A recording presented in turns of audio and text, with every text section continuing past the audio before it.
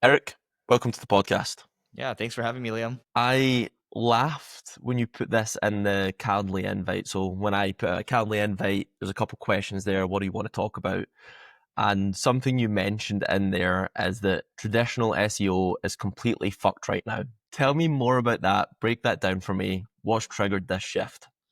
Yeah, so traditional SEO, when you look at it maybe 15 years ago, that's where I got my start in marketing, but it was organic, social. It was organic, like everything organic. There was no social yet, right? So organic reach was very much Google search. And the game has changed now where it's no longer 10 blue links. You're talking about AI overviews. You're talking about AI mode from Google. You're talking about people are searching through LLMs. They're trying to come up with new names for it, right? GEO, LLMO. Like everyone likes to come up with new names. And so the old way of doing things where you're just going to build links and you're just going to create content is slowly going in it's going to go downwards, right? And these two guys you see over here, specifically this guy, this is Warren Buffett. He likes to say that, they there are dying businesses. They look at those businesses as cigar butt businesses. I look at Google organic search as a cigar butt channel where you might get a good few puffs in the next couple of years, but the search is the traffic now is just continuing to go downwards, right? Even though the impressions are going up. So that has now required us to change into a new world where it's no longer just search engine optimization, it's search everywhere optimization. Break that down for me further. So you're talking about being a million places at once. And if organic Google is just a cigar butt, how do you get the full cigar fresh out of the box at this point? Yeah. So when we say search everywhere optimization, the attention is fragmented now. Like this podcast is going to go long form on YouTube. You might chop it up for short form. You might throw it onto your email list. You might then take the long form and dump it into Gen Spark or something, and it'll generate a nice social post for X or LinkedIn.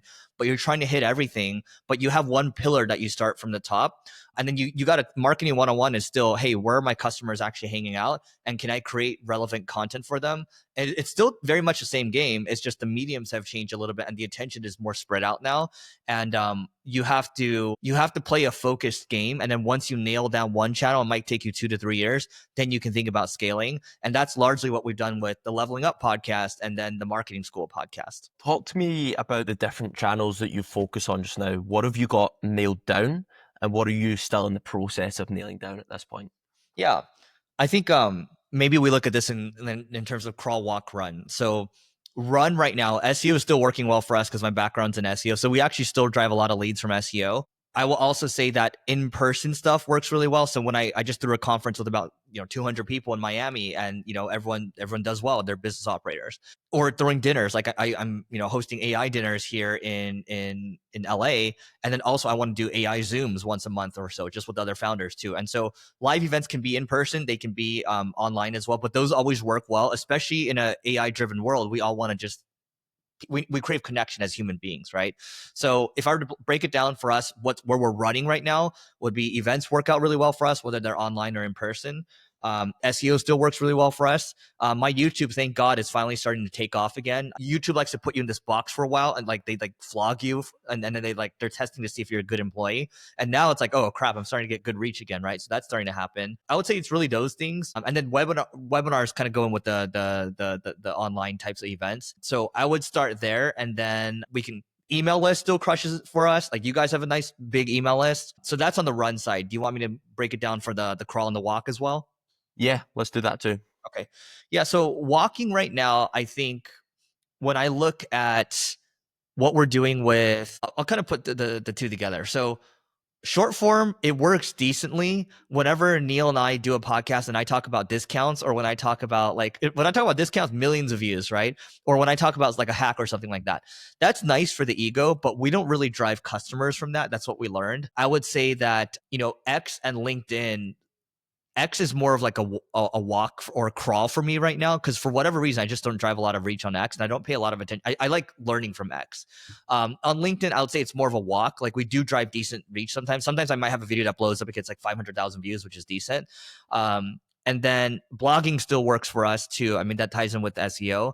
And I'm trying to think if anything else is missing. I would just say one more thing would be SMS. That kind of ties in with email too. But yeah, that's what it is at a high level. And then if I want to think about what's working from like an outbound standpoint, this kind of ties in with AI. There are some interesting things that we're doing with agentic flows that help us sort out like neglected leads and things like that. But I'm happy to talk about that later. Yeah, I would like to talk about that later. Something I want to bring into the picture here is, I mean, we can agree on the verbiage, but GEO, generative engine optimization, or LLM SEO, how does that fit into the picture? Can you kind of break that down, what that actually is and how you're optimizing for that? Yeah. So I'm going to be the first, not the first, but I'm one of the few to say GEO and LLMO is complete BS right now. It's like people are just making these terms up, and I'm not saying it's not going to become relevant. It will become relevant in a year or two, where the way you do these will be different. But the way you rank on the GEO or LLMO right now, you rank high, is it's still the same stuff as traditional SEO. Yeah, the citations matter, right? Like the amount of reviews you're getting, or the amount that your brand is appearing on the internet. Maybe the number of episodes you've done as a podcaster. And so, watch, if you go to ChatGPT right now, type in what's the best marketing podcast. Pretty sure Marketing School is going to pop up. And if you type in Solid. like what's the best Reddit marketing agency, I'm pretty sure Single Grain, my ad agency, is going to be in there. But if you were to ask me, what did I do? I'm like, yeah, traditional SEO. And so anyone that's trying to make it into a science right now, this is why people hate SEOs, because they try to make it this black box. But it's like, dude, it really isn't that complex. But what did you see? You guys are number two. Everyone hates marketers is above you, but you're number two right there. Wow. Neil Patel and Yeah. Eric So Sui. it changes, right? But I will say that building a brand, like the stuff you're doing, Liam, right now, you're doing the podcast, you're doing the newsletter and all that. I think when you're building a brand, that goes a long way, because even Google back in the day, I think this term is still going to be relevant forever. Eric Schmidt said the internet is like a cesspool of like crap, and it's really the brands that are going to crawl to the top at the end of the day, or just float to the top. And so I think if you can, like, the good thing about Neil and I is we spent so many years, like if there's anything we're consistent, I won't necessarily say we're the best marketers always, because you just can't be, but I would say we're the most consistent marketers. Yeah, I can see you've been at it for a while. I think the podcast has been going for over 8 years. The marketing agency is over 12 years now, right? You've been in the game for a while. Yeah. I mean, this marketing agency, I took it over. This marketing agency actually started in 2009, so 16 years. I took it over. Yeah, it's been 11 years running it. So Um, 12 maybe. if we're to talk about generative engine optimization for a second, are you guys putting simple things in there like LLMs.txt, robots.txt, allowing crawlability on your website? Is there any kind of simple things? I know it's still one of those things where everyone's experimenting. No Yeah. one can truly say what works, but is there simple measures that you're putting in place that are helping? Yeah. I would say the number one thing, or maybe two things, is if you look at the chat GPT results, 95% of them, they are results are that are updated, that have been updated in the last 12 months or so. That's still traditional SEO. You still want to be updating your content. But, for example, we created a product internally called ClickFlow, which can help you do that at scale, right? So update your internal links, update content at scale, create production grade content. And there's a bunch of great tools out there that can help you do that. And then on the other side of that, so okay, you're going to be updating your content. That's one piece, and you want to make sure that your H1s are updated and they look good for the AIOs, right? The AI overviews for Google, because there's the AI overviews have been shooting up and to the right in terms of number of occurrences that you're seeing it. It's actually been starting to flatline as of this week, and I think they say that AI overviews have decreased website traffic by about 38% or so. So you want to be in the AI overviews, and you want to make sure that you keep your content updated. We have looked into the LLMs.txt, but it isn't like a game changer or anything like that. And then besides that, I think if we're talking very high leverage for the next decade or so, it is that search everywhere optimization approach, and not being beholden to just say, oh, I'm only going to do organic Google search, because that's just not enough. You can probably speak to this because I know that you use a lot of AI internally. How do you maintain that everywhere status, right? Posting to all of these platforms, optimizing for all of them has to take a lot of manual work to make that happen. Talk Yeah. to me about your internal processes, how you're using agentic workflows, how you make that happen. Yeah. So, I mean, I'll make it really easy. I mean, on one piece, I'm just looking at, I'm going through GenSpark. So, GenSpark, for the first time, this is as of a couple of weeks ago, but for the first time, I'm like, whoa, this AI can pull from my YouTube videos. And then I ask it to scan my X profile to understand how I write. And it does a phenomenal job decoding the post and then writing a good post that's basically 95% production grade ready for X or LinkedIn. So either create a tweet storm, or it'll create a LinkedIn post. And I've been just kind of throwing those up on LinkedIn the last couple weeks or so, and they're getting double or triple the regular organic reach that I would get. And so that's just using GenSpark Super Agent, and you just kind of plug it in there, and it's just smart and it figures it out. And I think I pay, I don't know, $20 a month for that one. But that's one example, right? Another example would be, let's say you and I are in a Zoom call right now. I know we're on a Riverside call, but you and I are in a Zoom call. So I use Lindy.ai, and we have this compelling ideas note taker bot. And it'll sit in the meeting, and the prompt basically for Claude Sonnet 4, I think, is, hey, just tell me the most compelling ideas that are likely to go viral and rate the virality of it on a scale of 1 to 10. Give me 3 hooks and then give me the body copy. And when you and I are talking like this, when we're not thinking about the content as much, we're just thinking about making good points and having important, like sometimes it's like they're stressful conversations maybe, or they're tense conversations. Those are usually where the best ideas come out.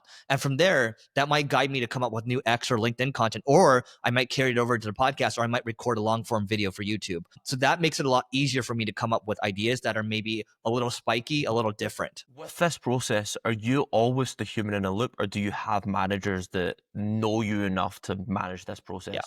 Yeah, so on the YouTube side, long form, we have a brand manager, and then she understands how I think about this stuff. What she does is she'll come up with a couple of titles, and then I'll highlight the ones I like. And this is a little manual still. I will actually make a loom talking about the key points that I want to talk about, and it might be like 10, 15 minutes or so. Then she'll write an outline for me, and I think she uses a lot of AI to help with the outline.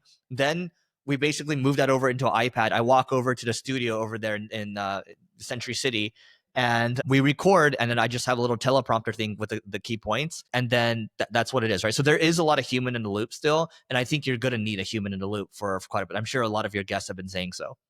Yeah, absolutely. How has your workforce changed over the past 24 months, and how do you kind of foresee that changing? I want to jump into managers and stuff in a second and how we get AI into the culture, but first I just like baseline workforce. Yeah, you're talking about how we're integrating different workflows into the business right now. Is that what it is? Yeah, and if it's replacing humans in certain Yeah. aspects of your business too. Yeah. So here's one that I really like. So I believe that with these agentic workflows, like again, Lindy.ai, or you can use N8N or whatever you want to use. Lindy, I like using Lindy in certain aspects because it can reason at each step, right? And I'm not saying N8N can't do it, but it's been pretty smooth with Lindy. And so we have, let's say you work at Single Grain, Liam, and every day, basically, because we're a remote organization, we're required to state the top 3 things we got done yesterday and the number 1 thing that we're working on today. Now, if you were running a company or you had managers in the company, not everyone, like people just don't have time to check that stuff every single day or hold people accountable. But now we have an AI coach that will look through what everyone said, and it'll actually score them on a scale of 1 to 10 every single day. And it'll give them, hey, here's what you did well. Here's what could have been better. And there's a leaderboard at the end of the month to see how consistent people have been and what their average score is. And some people don't like that, but accountability makes us all better. And the moment I threw that into the chat and it just like inputs it in Slack, everyone got better the next week. Everyone's getting better, right? And you can tell who doesn't like it, and that's okay. If you don't like it, that there are plenty of other places to work at. But I like the fact that we have an AI coach that will help people with their priorities, because we are paying for people's time and we want to make sure they're working on the highest leverage things.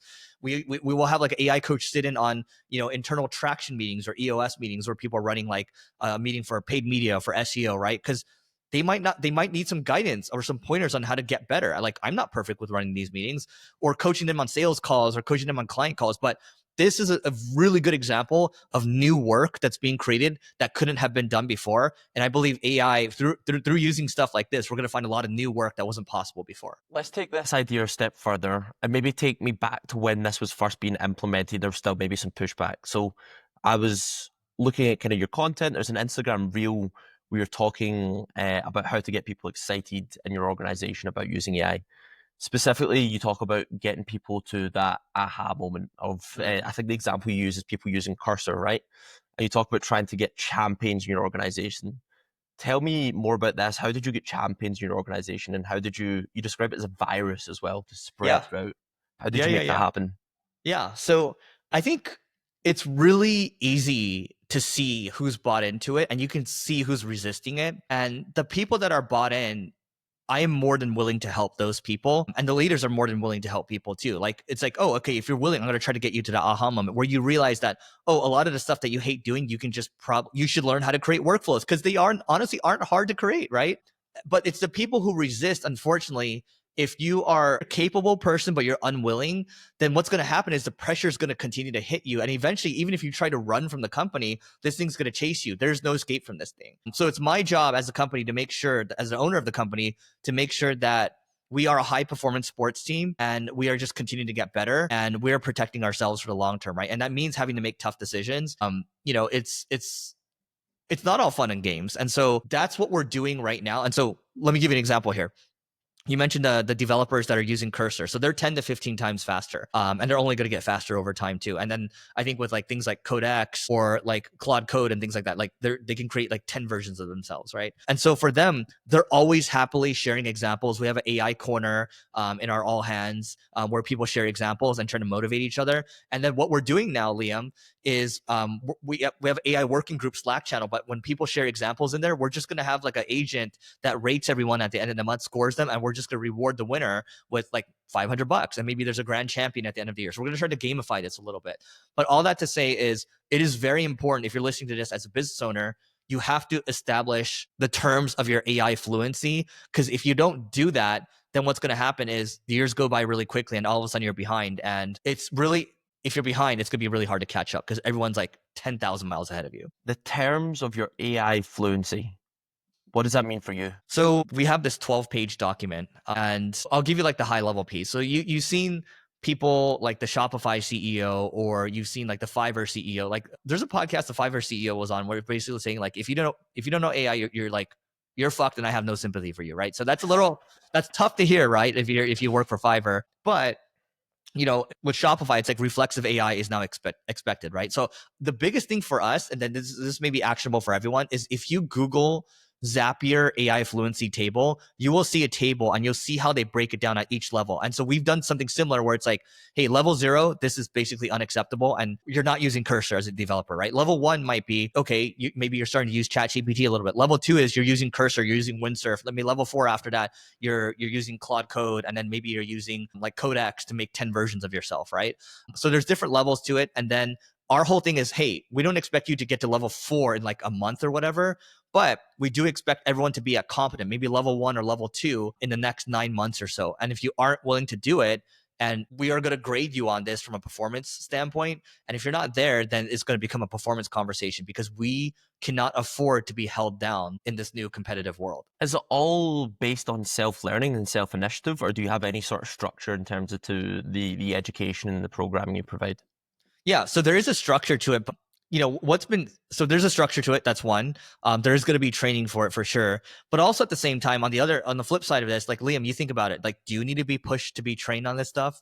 Do I need to be pushed to be trained on this stuff? Well, we're business owners, right? It's a vastly different experience for someone that wants to just come and collect a paycheck. Getting someone to buy into your business and your mission. But should you accept that? I think that's a reality regardless, right? Unless someone has a stake in the company or can see equity growing, then it's very hard for someone to look at that and think, this is part of my future too. And other than I just a think paycheck. the long term, Liam, is that working will be optional. And then I think we're going to have, everyone working will be optional, and I think people will be prosperous, right? And this is going to happen in the long term. Like, it's not going to happen overnight, but 10, 15, 20 years or so. And I think you are going to be able to hire the best of the best who are AI enabled. And it's interesting because when we interview people now, Liam, one of the first questions I ask is, how did you prepare for this call? Just to see if they prepared for it. But the second question I ask is, hey, what are you doing right now yet you consider to be innovative with AI? And I would say maybe 80-90% of the time you get a half-ass answer. Oh, I love ChatGPT, right?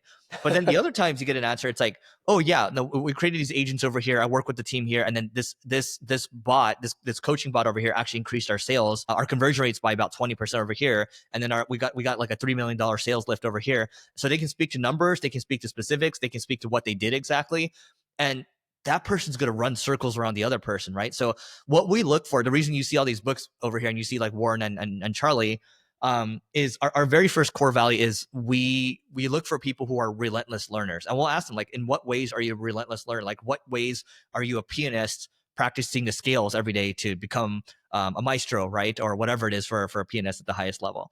And so I think now, in the past, you would have to, like, if you have 1,000 people in your organization or thousands of people, you have to have, B's, C's, D's, F players, right? You just have to, because like at a certain point, like, it is what it is, right? But now the paradigm has changed. Do you need to accept that level anymore? I don't think so. In your experience, has there been any specific demographic or psychographic that you've seen that's been most receptive to implementing and using and learning about AI? I don't think there's any specific demographic. I think if we're talking about psychographic, it goes back to everything, right? Like Liam, if I were to let's play along with this. So Liam, like how old are you right now?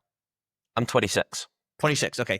So what patterns did you exhibit in like your teens that demonstrated that you were some type of obsessive learner?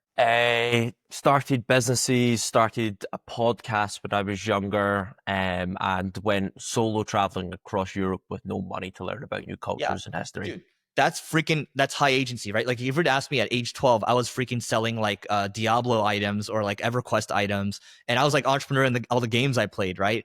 And then like I would print out all the maps and like because I wanted to know like what zone I was going into. Like it's that old school, right? But my point is, we talked to someone recently. Like I just look like even if they're not strong with AI, I want to know how they're obsessive in their real life, right? And so we just interviewed someone recently, and she said that she figured out a way to make her two babies sleep at 12 hours apiece, and she had to get her husband to buy in.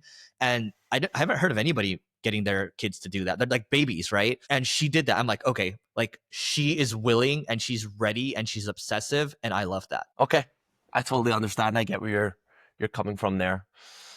Let's take things back into search. Let's take things back into marketing. A question that I love to pose, if we're sticking with hypotheticals here, is if we were to wipe your memory of all your kind of search engine knowledge and you were to have 12 weeks to get as up to speed as possible on the current state of search, what would you learn and what resources would you use to learn that?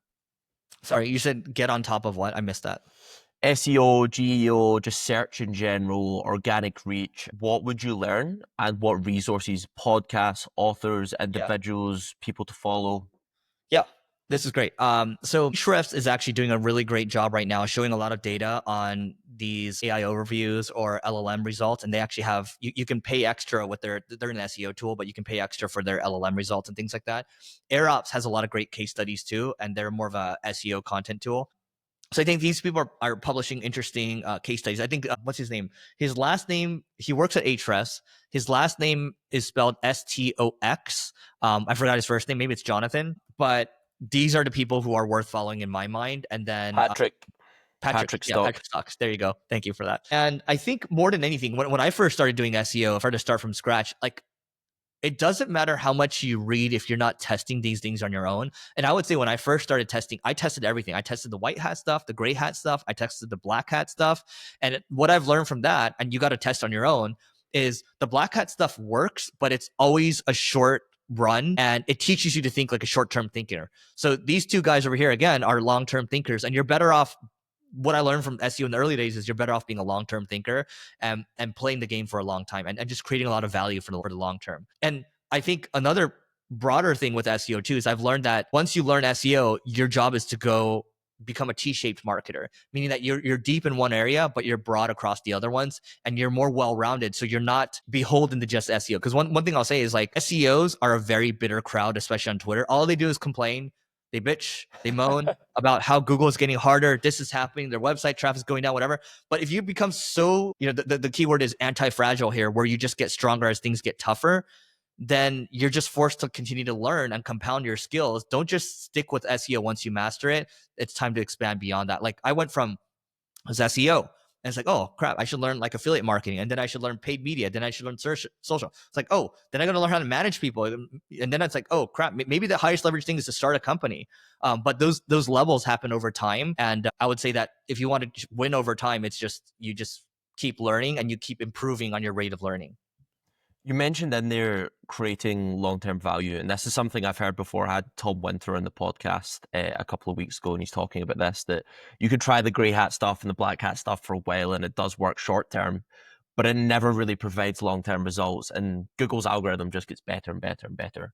So if we were to break down what is long-term value, what does that look like? Is it just good content? And where does brand and where does Eric as an individual fit into this conversation as well? Personal brand.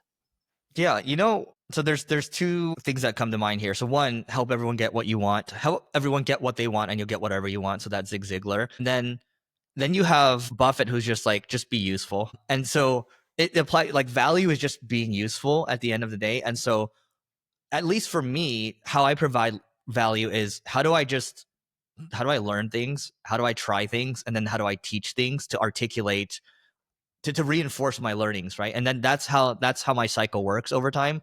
And that's just continued to work for me. And that continues to work for, Charlie's gone, but Warren's still playing the game, not as hard anymore. But, you know, their whole thing has been, I'm going to learn 5 hours a day, and then I'm going to implement by investing in the stock market or in businesses. And then I'm going to teach at the Berkshire Hathaway annual meeting every year. And I'm going to teach in interviews, and then I'm just going to keep doing what I do. And I think that's how you be useful. You want to seek to be a person that's useful. You want to be useful, you want to be kind, and you want to be resilient. Talk to me about the balance of teaching and learning, specifically in the context of that conference that you ran recently. I think the YouTube title of it was something along a $6.3 billion network, right? It was something along that.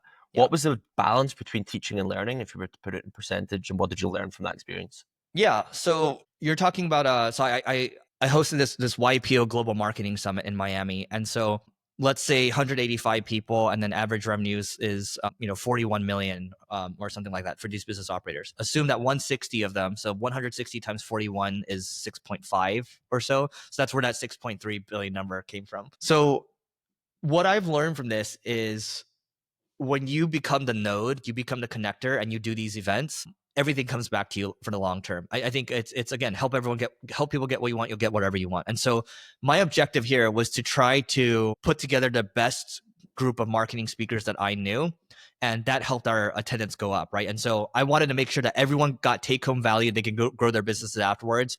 I wanted to make sure there was great networking, so really great content, great networking, beautiful location, and just everyone go home. And so I'll give you kind of the high level in terms of learning events or doing these events. Because when I was 25 or 26, so around your age, that's when I first started doing these little dinners at my place. And the tagline was, I started this with a half-eaten bag of chips. And that's how, like, I didn't have a lot of money at the time, but we got people to come over and we talked, like, imagine you got a group of marketers together. So that was the level I was at. I was like director of marketing at the time, right? So I'm going to get some CMOs in, I'm going to get some directors in, we're just going to talk shop. Like, Liam, here's the latest stuff you've learned recently. Here's the problems you're facing right now in your personal life and your business. Okay, great. You're going to get 20 minutes. We're going to help you workshop your problem. We're going to give either, if you want feedback, we'll give you feedback, or if you just want experience shares only, no advice, we can do that. And everyone just went around, right? And everyone's like, oh my God, that was amazing. Okay, next one. Great. Everyone got Mediterranean food. We got a little richer, right? And then after that, it's like we start doing happy hours. Okay, after that, we're going to start doing larger events, 50 people, 100 people, or so 150 people, thousands of people, whatever, right? But you start small with the understanding that, again, if I'm the connector, everything's going to come back to me. And then you just keep doing it over time. And that has paid dividends. And it continues to pay dividends for me, because people ask me, like, the next year's group, they're like, how did you get all these speakers, right?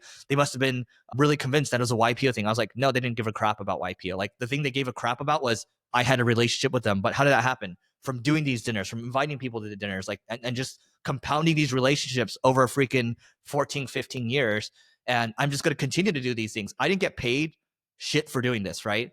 But I knew that if I hosted this thing and I did it as a volunteer, it would come back to me in spades over the next decade. Yeah, I can speak to that on a much, much smaller scale, but in the same kind of vein, the podcast has paid an incredible amount of dividends. It's never something that I would have expected, just based on the conversations you have, the knowledge you're able to tap into, the network that you're able to tap into, the people that you're able to connect. We've got 3,500 subscribers on YouTube, but the amount of new business and new relationships that came in via the podcast is incredible.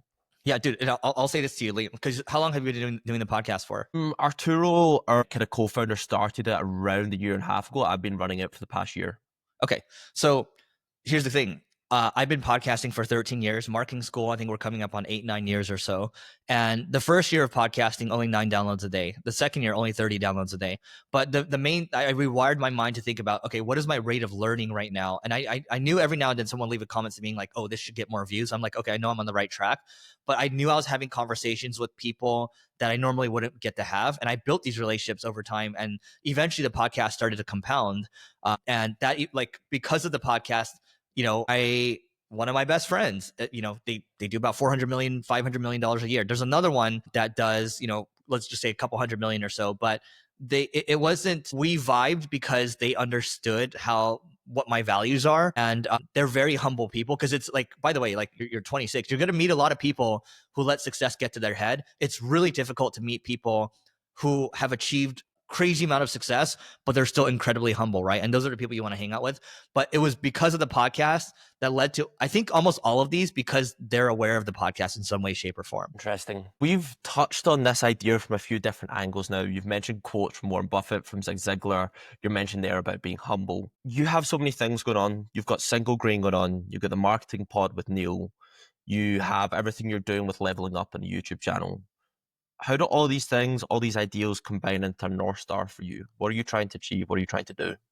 Yeah, I think when I was around your age, it feels weird when I use these, like when I was your age, like I haven't been When using I it in was a long. your age. Yeah, so like I tried to do too many things, right? So I had 7 different businesses. One was like a senior living business. Then we had like a quiz software, and then we were trying to do education at the same time. At the same time, we're trying to push affiliate, and there's some angel investing going on. And then there's like, what do these guys talk about? Focus, right? The reason I have these busts here is because they remind me of something. Focus, be patient, think long term, avoid ladies, liquor, leverage, like that type of stuff, right? But I think where I'm at now in terms of the North Star is we want to build this B2B OS. And what I mean by that is Single Grain has a lot of B2B customers. Our software Carrot is a LinkedIn account-based marketing software. And the content that I create with Neil it's marketing, right? And then with Leveling Up, I'm mostly talking about AI as it relates to business and marketing. So I want to stay around business and more specifically B2B. And that's the niche I want to attack. I got trapped when I did the long form YouTube stuff. I would talk to Orion Taraban, right? Like great guy. Like we talk about dating, right? He has a lot of hot takes. I would talk to Vivian too, your rich BFF. I would talk to Humphrey Yang. He talk about personal finance, right? Hundreds of thousands of views for the long form stuff, millions of views for the short form stuff. Zero customers, right? And I would spend so much time researching these people, and like I enjoyed the conversations, but I enjoyed the business conversations a lot more. So that's why when you look at my YouTube now, it's just stuff I enjoy sharing. And then maybe every once in a while, I might have a business person who I really respect and look up to, and having a business conversation. So that's how it's evolved. But if I were to single it down into one word, it's focus. Focus. Yeah, I think there's a quote, I can't remember who it was from. It's a podcast I was listening to recently, and it was a VCE talking about people that he invested in. And he goes around this story. I think it was one of the original founders of Airbnb, maybe. And he turned up at the business meeting with just one black t-shirt on with a circle and the word focus in the middle. And then every time he met him, he had this one t-shirt on, and that was like the one value that he valued the most, that he was just that obsessed with doing this one thing. I'll share a story with you on this one. So she's like a billionaire heiress, right? And she walked over to one of my friends and said, "Hey, like I'm not an entrepreneur, but I just want to share something with you because all my uncles, all my brothers, they're all entrepreneurs and they all done really well. It's one singular thing. They decided to just focus on one business, but not only over 10 years, not 20 years, but 30 years. So it takes 10, 20, 30 years to build something truly generational, and you have to stay really locked in. And I think, at least for me, I think most people in their 20s or so think they can do everything, but it's not so much you can do everything. You can do anything, just not everything. When did you know that that was a thing? And when did you really grasp it as an ideology?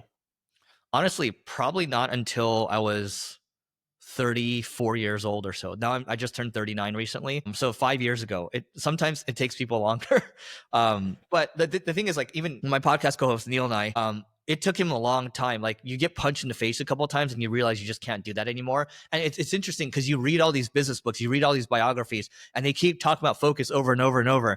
But experience is a lot different. Experience actually gives you wisdom. Yeah. What is it you think allows you to attain that focus? Is it enough success with one specific channel? Or is it just enough beatdowns in such a multitude of channels that you decide, I can't do this anymore? Yeah, I think it's like the expression is you put your hand on the stove a couple times, like maybe just once, and then it has to hurt, right? And so I kind of knew in the back of my mind that focus was the answer, even at age 28 or so. But I kept doing, because everything was things were moderately successful.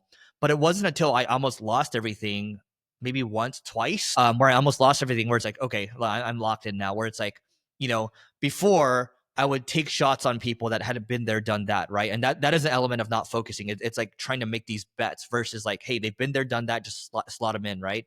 And then like trying to fight on 7 different fronts at the same time is difficult. I mean, let me use a World War II analogy just because it pops to mind. It probably would have been a different world if Germany decided not to fight on all these different fronts in the beginning. Had they decided to just kind of stay pat, it would be a very different world right now, maybe. But that's an element of lack of focus. And so people might say that's a crude example, but that popped into my head. Let's take it one step further. How do you practically attain focus? Can you break down like your daily life? What time you come into the office? Do you have your phone? Do you not have your phone? Do you use nootropics? Tell me Yeah. about that.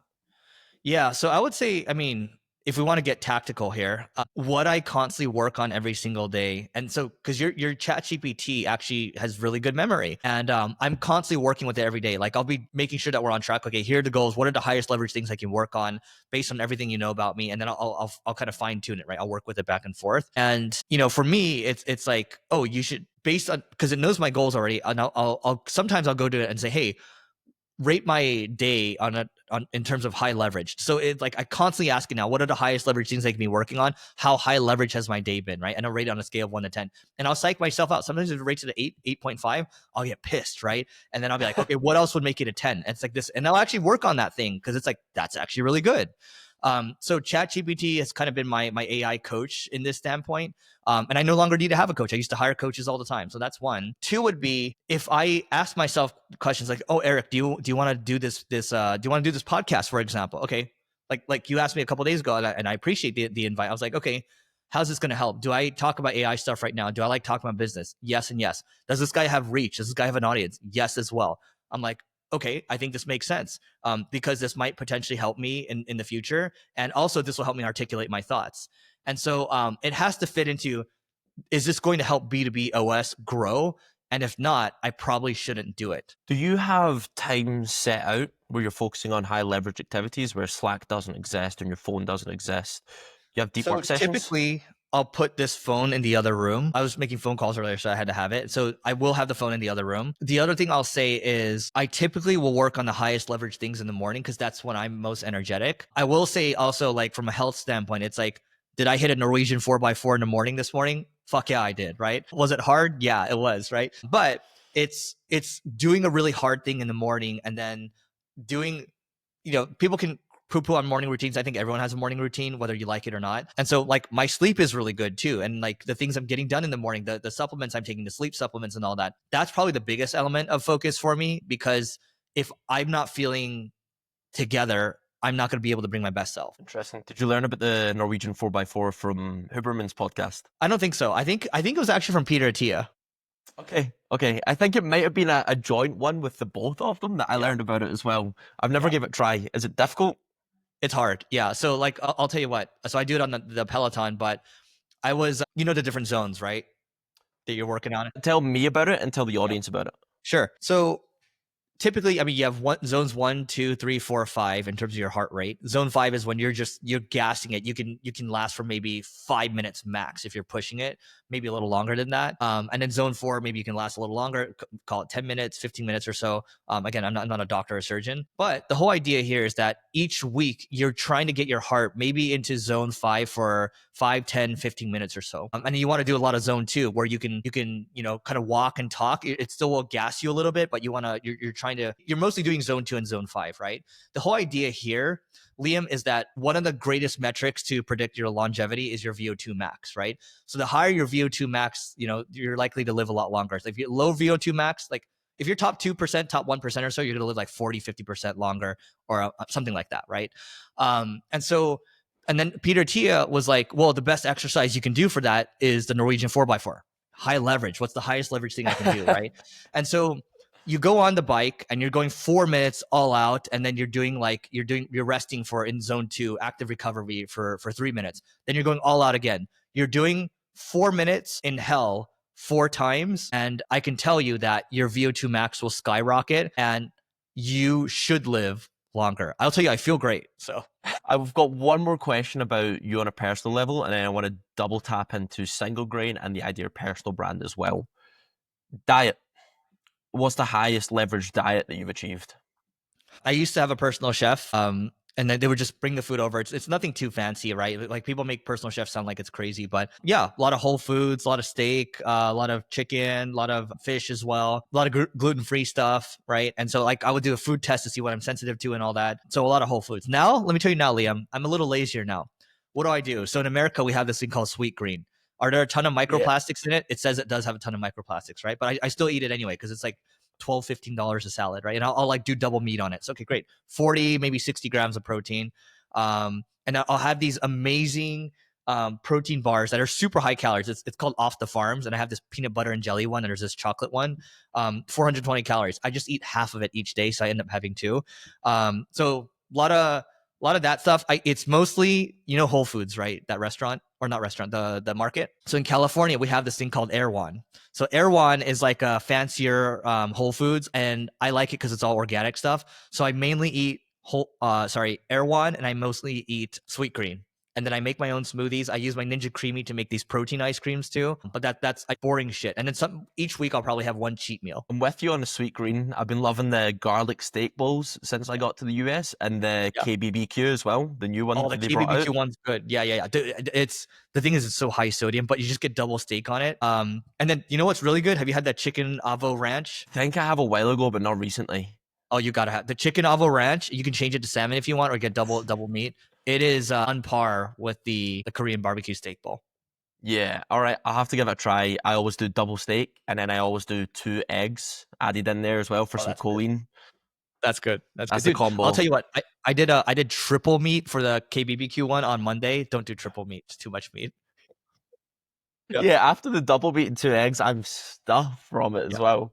Yeah. That's good. All right, let me bring us back to earth. I've got a couple questions that I want to ask, kind of high level to finish off. So, talking about single grain, I'm looking at your website. I can see from your services you've got SEO, paid advertising, content marketing. You get some other like kind of more niche services as well. How has that changed from when you first founded it 12 years ago? And what do you see single grain looking like 12 years from now? What does an agency look like in this sphere?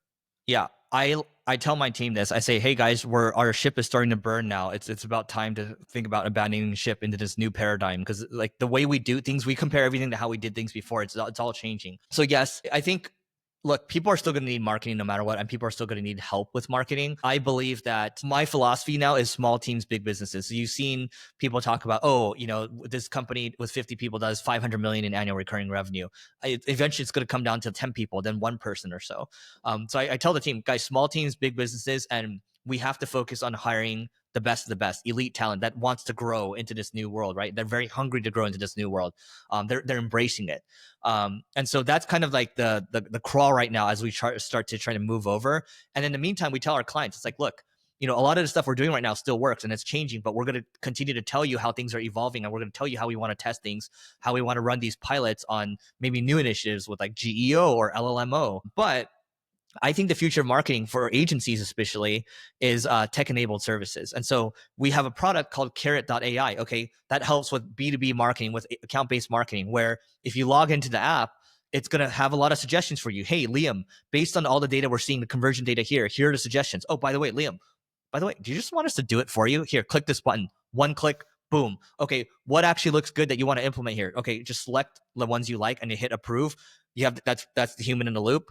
And then I think the future marketing is going to be a lot like that, where it's a lot of one-click marketing. Here's the suggestions. Would you just like us to do it for you? Okay, boom, done. And we're just going to do things a lot faster. And the stuff we don't like doing, we're going to have thousands of agents helping us. And who are the people that are capable of managing these agents? It's AI-enabled people. If so many people can use those services, and so many people are producing content on these networks to get reach, what becomes the true moat in 5 years? And for me, when I think about you, I think you're an incredible example of personal branding. So when I think about Single Grain, I think about you. When I think about the Marketing School podcast, I think about you. When I think about leveling up, I think about you. And I see you on so many different platforms. So it's like, is personal branding the last true moat going forward? I think if you think about human history, quality always comes up top, right? You think about the Ferrero chocolates, right? That guy did that. He worked on that business for 70 years until he died, right? And it's super high quality chocolate. And See's candies, they can increase their price every single year because it's super high quality stuff, right? When you think about YouTube, the game with YouTube 5 years ago, it was much easier. Like I could just fart and publish something and then boom, like views. Right? Now it's like, oh, we got to do an outline. The thumbnail's got to be a lot better. Like I think it's gonna make the quality bar get higher and higher. But I think for sure the human desire for high quality anything has always been there and it'll never go away. But assumedly so, if we've got such advanced AI models that are trained on billions of parameters of data, then everyone's going to be able to produce like indistinguishable, really high quality information. So what distinguishes that from anything else? You have to be ahead of the moat or ahead of the just a little bit, right? So that's when you think about, oh, Liam, you're learning so much when it comes to AI right now. You're teaching, and maybe you're one step ahead, 2 steps ahead, 3 steps ahead. People are still going to look to you at the end of the day, and I think AI is going to be able to invent kind of their own way of being ahead in the future. But right now, it can't do that, right? So I remember Kai-Fu Lee said this. He said, if there's one thing that humans have that AI doesn't have right now, it's human creativity and human ingenuity. And it's how do you get that? It's by constantly studying and then trying things and then sharing those things. And I think that's what sets you apart. Because I do agree. Like, here's the thing: children are going to be able to create. They're going to have the tooling to create super high quality AI content and then distribute it in different languages. We're all going to have those tools, right? But are they necessarily going to have the insights that you have or I have? Or like you put it this way, if you hire an engineer right now out of college, the types of questions they ask or they work with Cursor on is very different than someone who's very experienced. And so that I don't think is going to change. Yeah. I have one prediction for the human race going forward.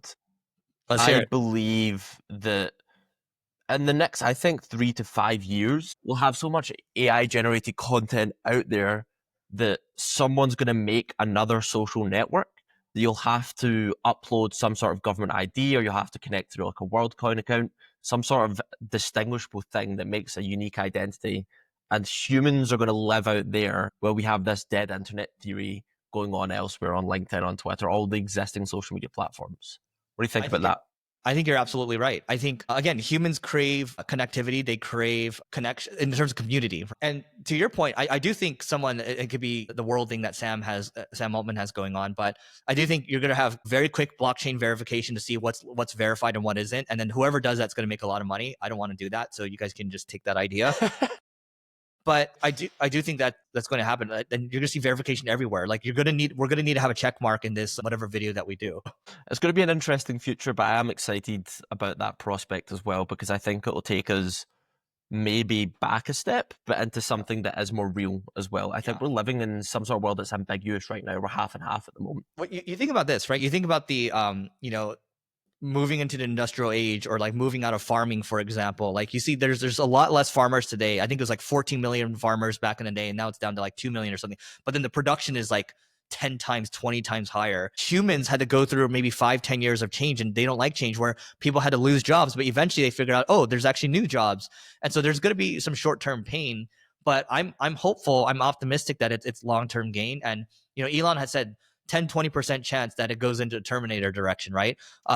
So that's really high, but I think it pays off to be an optimist versus a pessimist, because if you're an optimist, initially you're optimistic about something, and then if it works out, great, you get happiness twice, right? But if you're a pessimist, you start out negative and it works out, it's like you get a negative and a positive. You're better off being a positive person.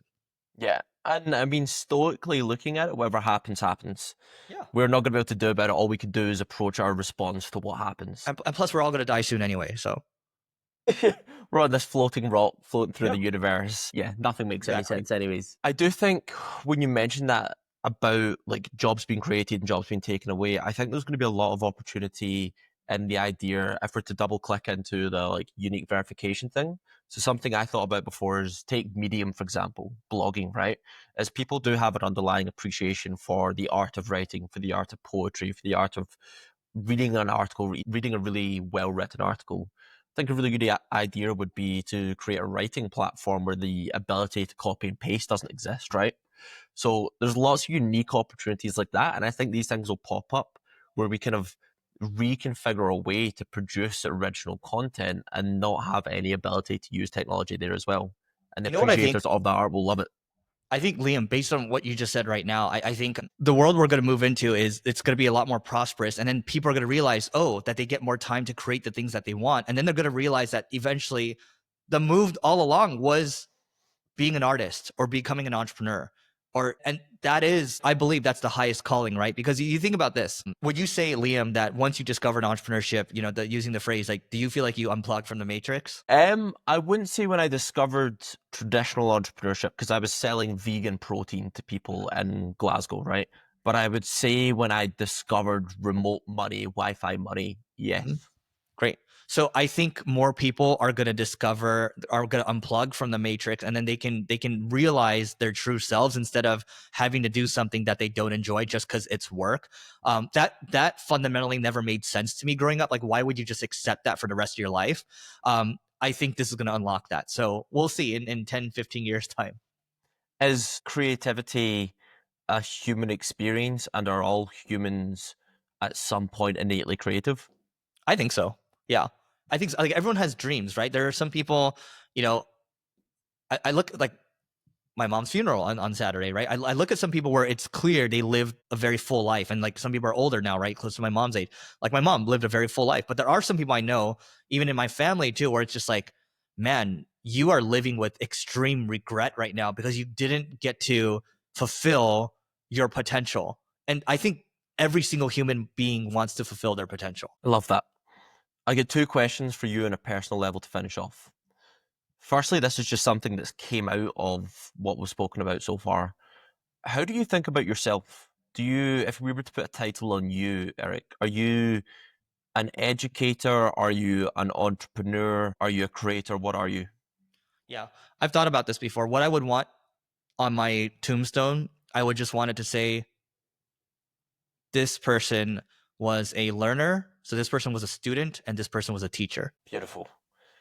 And then my last question I ask to every single one of my guests, and it's up to you to take this context and kind of make what you want of it. Why do you do what you do? So it's actually similar to the first thing. So it's interesting. I had Neil take this personality test called Principles U, and it's from Ray Dalio and Adam Grant. It's the best personality test out there. And in there, there's a stat that shows it's called internally motivated, which is like intrinsically motivated, right? Mine's is like 99%, right? And there's a lot of people I know, like friends, where it's like 1% or so, like they're very money driven, and that's okay, right? And so for me, I am just driven by like, why do I do what I do? It's because I'm learning every single day, and I get to teach and I get to work with people that I enjoy working with. And I believe that it's the scoreboard at the end of the day is like, just how big can I compound this thing? And I believe the result of that's going to be from a result of my learnings, right? I think business is the ultimate personal growth vehicle, and I just enjoy playing the game. I think it's I've always looked to seek to play a video game growing up because I look at life as a game, and I enjoy the game I'm playing every single day. I enjoy the challenges, and so even going through a tough time where it's like, oh, my mom just passed recently, it's like, dude, I wake up, I'm like, I'm super happy. Like all the things, like all the little things I'm tweaking, all the like VO2 max here. Let's tweak this diet. Let's tweak these little calories over here. It's all a little mini game to me. You go to sleep, you recharge, you wake up again. And I just want to keep playing this until I die. So I like the game. Beautiful. It was a beautiful answer. Eric, two things. One, I want to thank you for coming on the pod. And two, if people want to find out more about you, what you do, who you are, how do they go about doing that? Yeah. Best way is probably Instagram. So Instagram, it's at Eric OSIU, and it's the same username for X. And yeah, you can go a little deeper into those, or you can go to Leveling Up with Eric Sui on YouTube. Those are all the ways. Beautiful. Thank you, Eric. Thank you.